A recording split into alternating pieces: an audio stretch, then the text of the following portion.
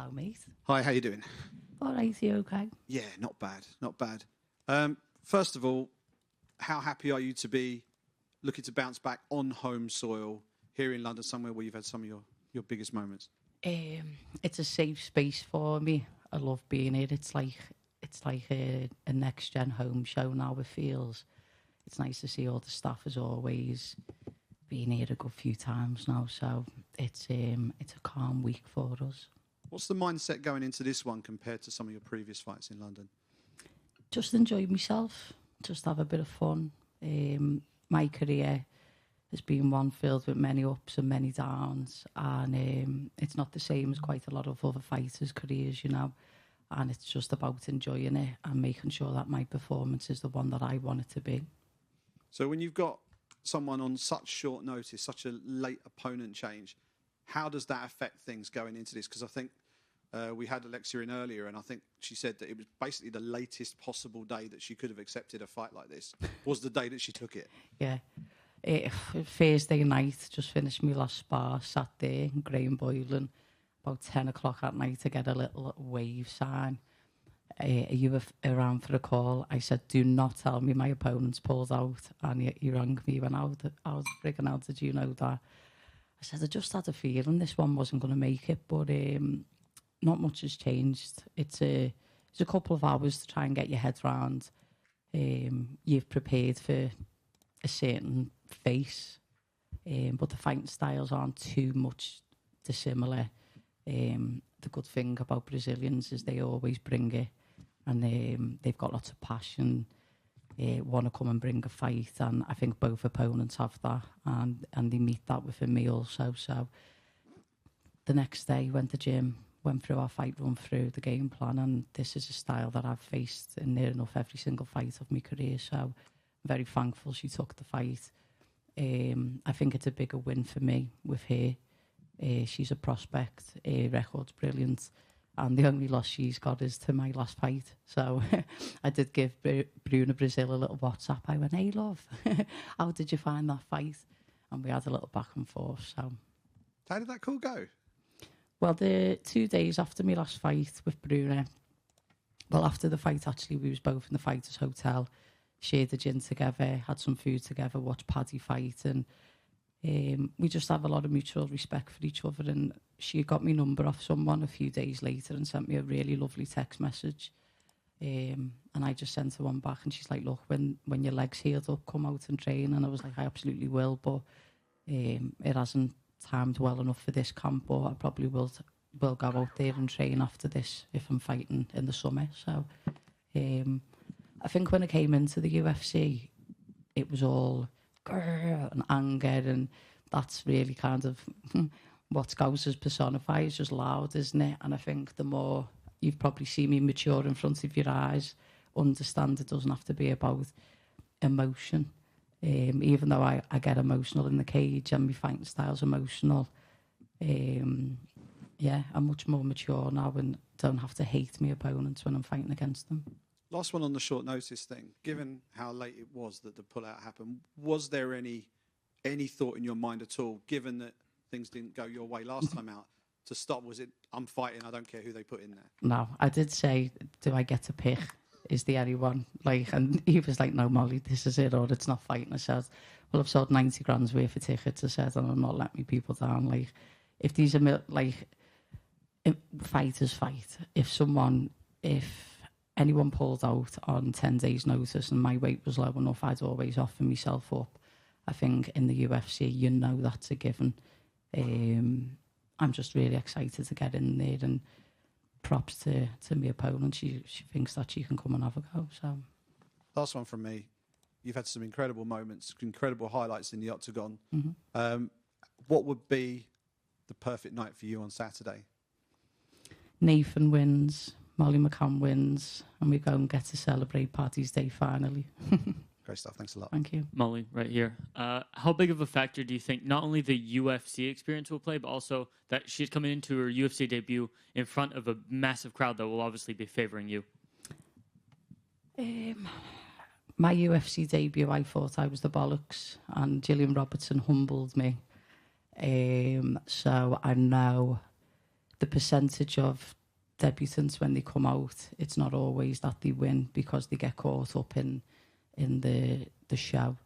And I'm not going to rely on that with my opponents. I'm really expecting to have someone come for me the whole way. And I don't think anyone should ever think, oh, just because it's their first one, might the heads go a little bit, or she's not come all the way around the world on 9 days' notice to just make up numbers. She's coming to take me head off. Do you know what I mean? So there's one thing I do know, though, when there's 18,000 people singing my name against my opponent, I know that can play a factor into it a little bit, but also flipping the coin on the other hand, I have to make sure that I'm not there responding to the crowd, and I'm in there keeping my head clear and calm and doing the best that I can under that pressure as well. And your teammates at Next Generation had a very big week last week at Cage Warriors, and they're expecting a big night this weekend. Paddy's got a big fight coming up. Shem's got a big fight coming up. Talking to me about being there in that gym right now, how encouraging is it? It seems to just be everyone's doing really well, and it seems to be quite vibrant right in there. I think what Paul Ellis and Adam managed to do is they'll come up with a system and how MMA seems to be playing out at that time, and we make training that simulates like finishes and how do we get there in the positions that we get into, and we do really well for a long period of time, and then there's a time where it somewhat maybe breaks down, and then the team go away again and then rebuild. And you can see every one of my teammates, we was all there watching on Saturday, every one of them faced adversity in the first round and was patient and was calm and found a way to win, and everyone got a finish. And it was so inspirational. Like little Francis Breen, my training partner for the last 11 years, went in there, got caught in a big guillotine in the first round, got up and then murdered your fella, do you know what I mean? And it's really inspiring to see it at that level. Like fighting, it is only fighting. It doesn't matter you're under the UFC banner. You just go in there and do the right things correctly under pressure and you'll get the win. So I see a big win for us, both me and Nathan. I see Paddy doing the business, and then Shem needs to get out of that octagon and get here. And I know you're a very big Everton fan. Have you gotten a chance to see their new stadium, and what do you think of a potential fight there? I know Paddy's always calling for Anfield. I used to live just down the road. Well, I could like literally throw a stone from my apartment to where it is. Leah, again, every fight week in my interviews. What was I going to say? Yeah, no, I've been around it. I haven't been in it yet, but there's a testimonial on Sunday. Not a testimonial, a test event. And if I get home in time, I'll go and watch that. But if not, I'll wait till the first game of next season. And I'd fight in a car park in Liverpool. If it meant people could watch, I wouldn't really be bothered. So. Hey, Molly. You talked about earlier about your developing maturity. What have you learned, and have there been any specific moments that have sort of made it click for you in terms of developing that maturity? The wins, how to conduct myself in wins, how to conduct myself in losses, how much it hurts when you lose, how to be more professional everywhere. I think the UFC has given me such a platform to be able to build my own businesses, and with that, I've grown in that way also. And I'd only had 7 professional fights before starting in the UFC. I was 24 when I started MMA, so I was quite green and learned so much on the job. And I think under them lights and under that spotlight from the media and from the fans and from the trolls, it's just a lot of growing up in front of the public eye, even though I was obviously a little bit older in age. But you make mistakes and you act off emotion, and a lot of us, me and Paddy, we say a lot of mad stuff sometimes because we're just really honest people and there's kind of no filter. But maybe I've learned a little bit of a filter, or knowing what hill to die on, knowing when's really the time to stand on for something and when it's just like, you know what, it's not really going to change an opinion or change that, so I'm not even going to waste my breath on it. But I'm not very proud. I've never in my career gone, I'm really proud of myself and all of that, but I can like sit in front of you all today and be like, do you know what, I'm proud of Molly McCann, because there's not many in this sport who's had 14 fights in the UFC, and there's not many people who every time they lose find a way to level up, find a way to improve, find a way to hold on to a career and still keep on bringing amazing fights, bums and seats, transcend the sport to like people who don't watch the sport. Do you know what I mean? Like, I'm just proud of myself now.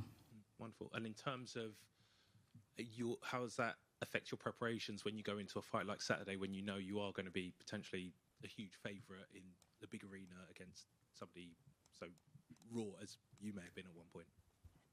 I think she's just she's going to be really dangerous for that first round.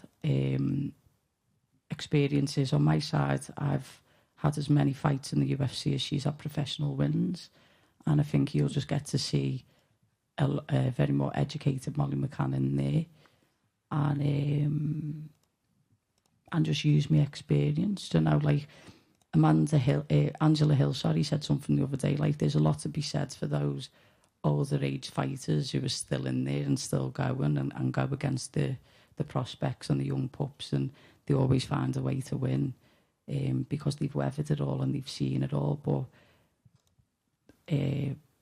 I really believe, like, I'm putting my opponent up there, like she's the top in the division and she's the best person that I've ever come against, because when I haven't, I fell short. When I've been too confident in my own self, I fell short. So the maturity is, she's the toughest opponent I've ever seen in that octagon, and then I'll keep myself sharp and keep myself ready.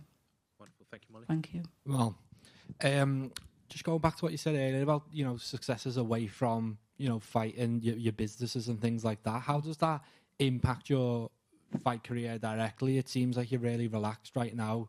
Does it give you a freedom knowing that you've got something, when it's all said and done, you've got something that's going to keep you busy and living well? I don't think so. I think I'm just put into more positions where I'm sure of who I am now. I was a very lost young girl when I came into the UFC, and just so thankful to be here.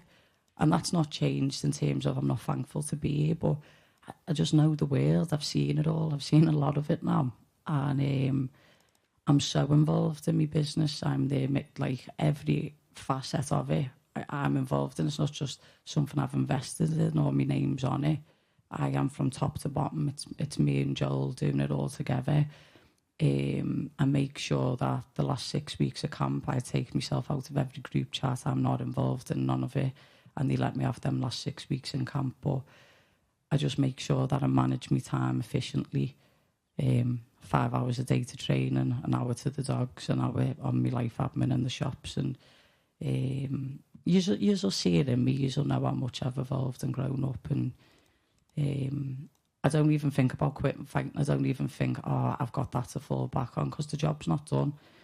Like, who drops weight at this age and still hasn't got that hunger? Do you know what I mean? I've got delusional, if you want to call me delusional, but I still think I've got a lot of miles left in the tank, and I've got a lot of things left to accomplish before I'm ready to leave them gloves in the cage. Just one more from me. Luke Riley, big win last weekend, 11-0. Seems like one of the hottest prospects pretty much in world MMA. Mm-hmm. My question is just why is he not already signed to the UFC?